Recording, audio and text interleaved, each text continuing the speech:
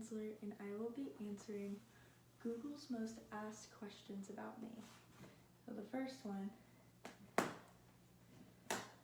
what does Eve Ensler do? I write plays and books, I do activism projects, and I also perform.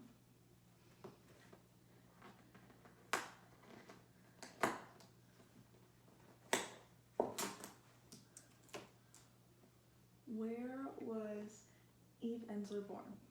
I was born in New York.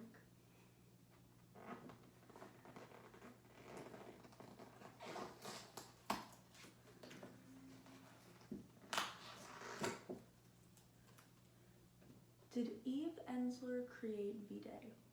Yes, I created a day called V-Day. It's on February 14th, and it is a feminist movement that is against violence towards females and women. The first ever V-Day was at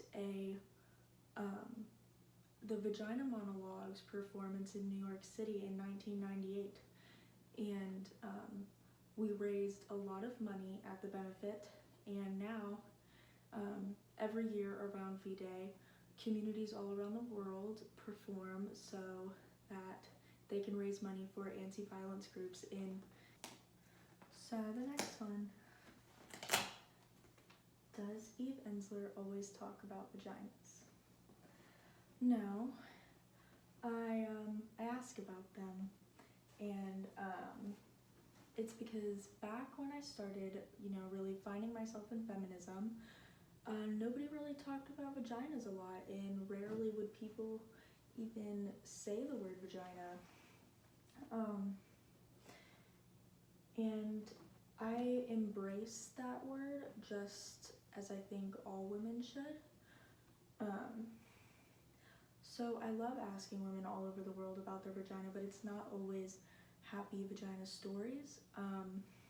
For example, when I was in the Democratic Republic of Congo, women lined up to tell me their stories, and they were some of the most horrific and violent sexual abuse stories that I had ever heard, and it was really difficult to hear, but they needed somebody to listen to them, and they needed to talk about it, and so I asked about vaginas.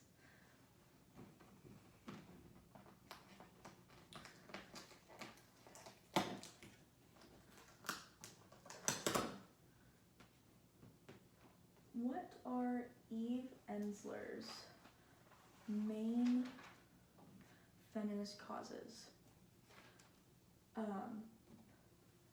So I'm very much all-inclusive in my feminism.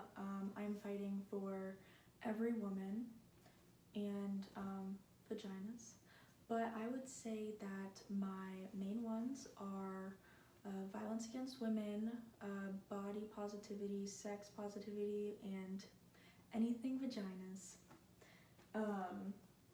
So my father actually sexually and physically abused me when I was really young, and he did it for a long time, and so I can really connect to the violence against women, as well as the sex positivity and body positivity, because for a long time I didn't feel connected to my body, and I wasn't aware of my body actually until I got cancer, and my journey in cancer made me very much aware of my body and gave me a stronger connection to it.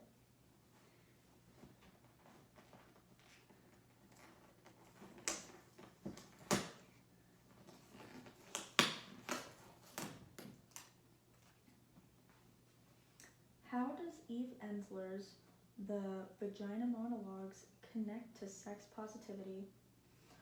So the monologues do a lot to erase the taboo from vaginas. They show that women are shamed for their sexual experiences, and just how much people don't know about vaginas in general and like what is normal for a vagina. So like one of the monologues in the vagina monologue, there was an old woman who was sharing her story about a time when she was out on a date as a teenager with a boy, and she had experienced a flooding, and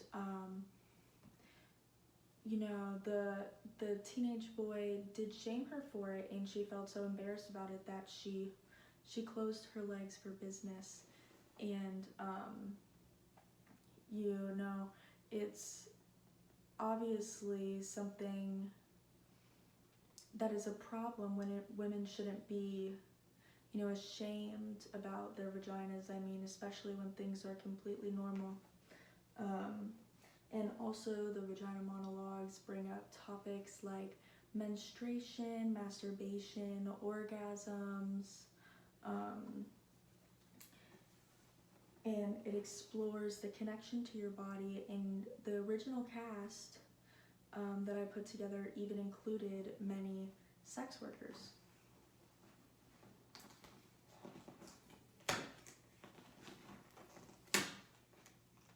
Okay, so how does Eve Ensler feel about sex positivity? So I would say own it. Learn about your body, educate yourself on your body, connect to your body, educate your partner on your body. And, your body is all yours, and you could do whatever you want with it, and it's nothing to be ashamed about at all. I think it's time that we open up this locked box labeled mysterious vagina, and we educate people on it.